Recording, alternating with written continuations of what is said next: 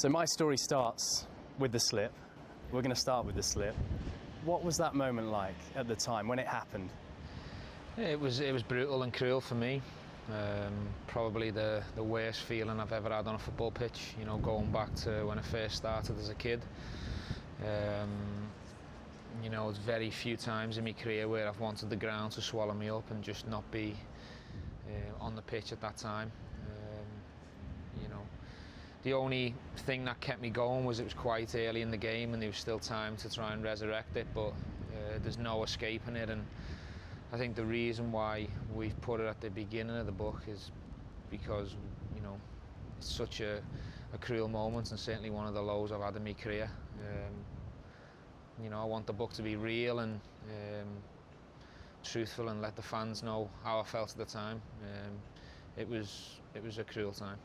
Champions League winner though, you've captained your country, you've been to World Cups, big competitions. Does any part of you worry that even if it's just a little bit, that might define your time as a footballer?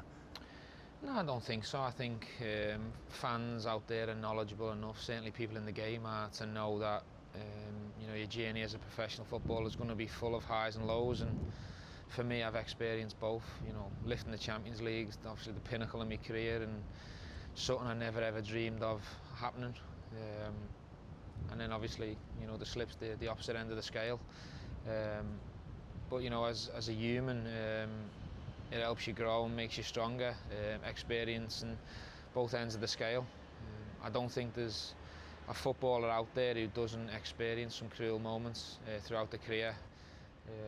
The disappointing thing for me, it came at the end. So it is quite fresh in people's minds at the moment, but I think with time people will judge me over a 17-year period rather than one moment. Pulsating season though, wasn't it, all round? Yeah, it was an incredible journey. You know, looking back now from start to finish, you know, no one fancied us for the league at the beginning, and I think we got stronger and stronger as the campaign went on, and you know, we had Sturridge and Suarez in incredible form, scoring near enough every game, and we just got on this wave of confidence where we felt like we could beat most teams. And I think that inevitably done us in the end against Chelsea, because we turned up for that game and went into that game expecting us to blow Chelsea away, and Mourinho done us on the day tactically. So that was very disappointing.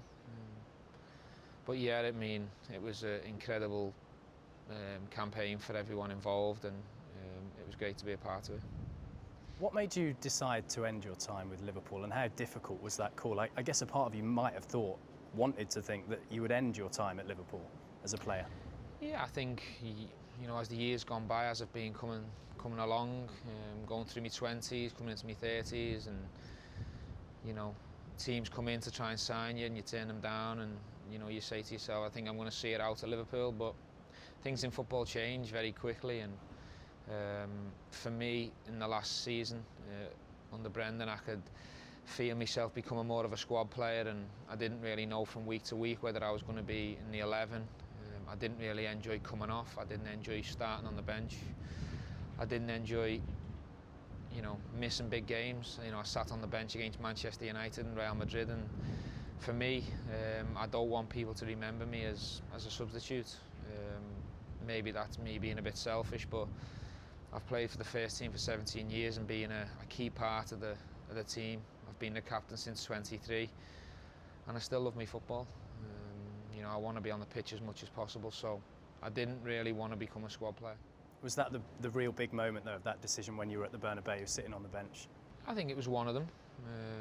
I think even sitting on the bench against Manchester United at home was tough to take as well, and probably the reason why I was sent off within 30 seconds. I think the emotions got the better of me on the day, you know, just full of anger. Very disappointed in Brendan's team selection. But instead of being professional and parking it up and thinking about the team, I was very selfish in my performance and my actions, and that's the reason why I came out and apologised straight away. I wasn't proud of that performance at all. You know, and I think, looking back now, I think that summed up to everyone how hurt I was to be left out of the starting lineup that day. You know, it is moments and times like that when you sit at home and reflect and think, you know, maybe is a different challenge the right thing for me at 35, and I believe I've made the right decision. I think the only thing that would have kept me at Liverpool was to become a squad player with one eye on, you know, that transition into becoming a coach or part of the management staff, because, you know, I have got aspirations of eventually staying involved in the game in some capacity. It was a crazy final game, wasn't it, against Stoke? It wasn't crazy, it was a disaster, and that's not an understatement or going over the top. I still feel the pain from that day to day. I mean, possibly the worst performance I've ever been involved in, and it came on me last day, so I'm still disappointed with that result now. Since you wrote your last book almost 10 years ago, how much do you think football's changed? Yeah, I think it hasn't changed a lot. I think the game on the pitch is still the same. We're lucky to be involved in the best league in the world, in my opinion. I think what's happened is, you know, more and more owners get involved with more money, and the TV keep piling more and more money into the game. So players are moving for, you know, astronomical fees. Players are moving an awful lot more now because of the amount of money in the game. That's the only change that I've seen. But I think on the pitch, the standard's always been really high. The tempo's always good. The fans never let you down. They turn up in the numbers. For me, it's the most consistent and steady league out there. You say if Sheikh Mansour might not have gone to City, or if Roman Abramovich hadn't have taken over at Chelsea, you might have won a league. You say they're two big reasons. Well, there's been, you know, quite a few times we've finished above Arsenal, and there's been quite a few times we've finished above United. And when I first come into the first team, they were the benchmark. They were the two best teams in the league, and, you know, there's been times when we've performed over the 38 games and proved that we're better than them two teams. But, you know, as the years went by, Chelsea came into the equation with a multi-billionaire, and we're spending 100, 150 million every season. And then towards the end of my career, City come in with the Sheikh, and they done exactly the same, even not took it up a level. You know, and as well as that, all the other teams around in the league are getting stronger as well because of the TV money. So it is the most difficult league out there to win, for sure, especially if, you know, you go into the campaign and you're not one of the favourites to win it. Jose Mourinho features quite a bit in My Story. What can you say about the admiration and the respect that you have for one another? And it's surprising, maybe, in a way, because you've been such fierce rivals, haven't you? Yeah, but I think we're two football people. I think if you park that rivalry aside, you know, the rivalry's done for the time being.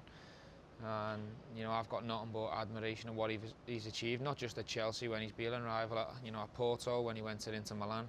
He's had an incredible career, and, you know, even during the rivalry, when you set up against his teams, you know, they're very difficult to play against.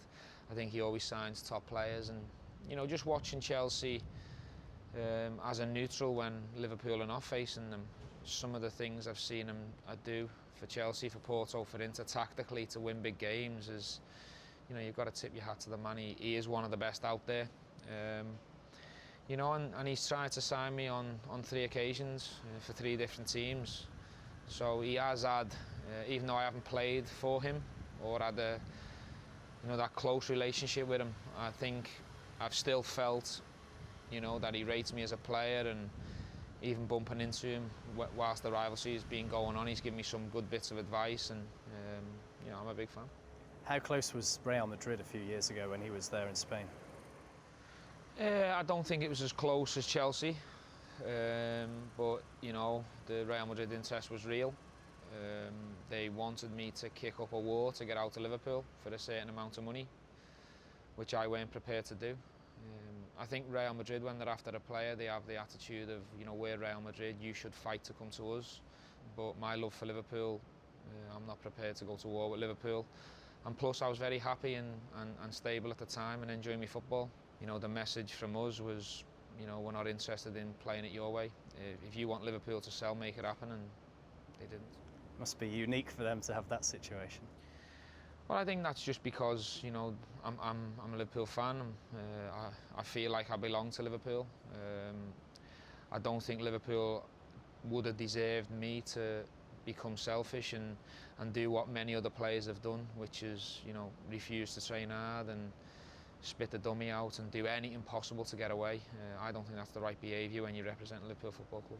Jose gave John Terry a letter to give to you, didn't he, in a charity match? What did it say in that letter? Well, I think people will read it in the book, but I think in a nutshell, the message was, congratulations on a wonderful career. He said he had a regret that he didn't work with me on a daily basis. And just told me to be really proud of what I've achieved and to enjoy my family every day. They were the key messages that I took from it. But just for him to take the time out to write a letter that I think shows his class, and it was a nice touch at the time. How do you reflect on your relationship with Rafa Benitez? You say in the book, ice cold is how you would describe him. Yeah, I think so, but I think Rafa's the man who got the best form out of me throughout my career.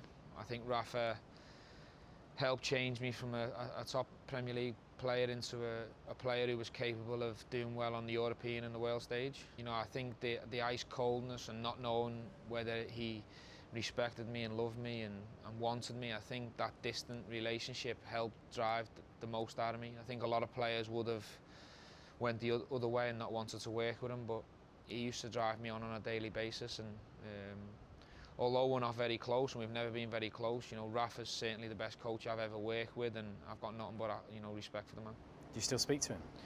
No. Really? No. No message when you left Liverpool? No. That would surprise many, because you had an amazing night together in Istanbul. I mean, people would, you'd have to ask Rafa, that reason. I sent him a message when he left Liverpool, but he didn't send me one when I left. But it's no big problem. I mean, he's got more important things to worry about than sending me a message when I'm leaving Liverpool. But we had a very professional relationship. Tactically, he was a genius for me. I achieved the most difficult thing to win as a player for me is the Champions League.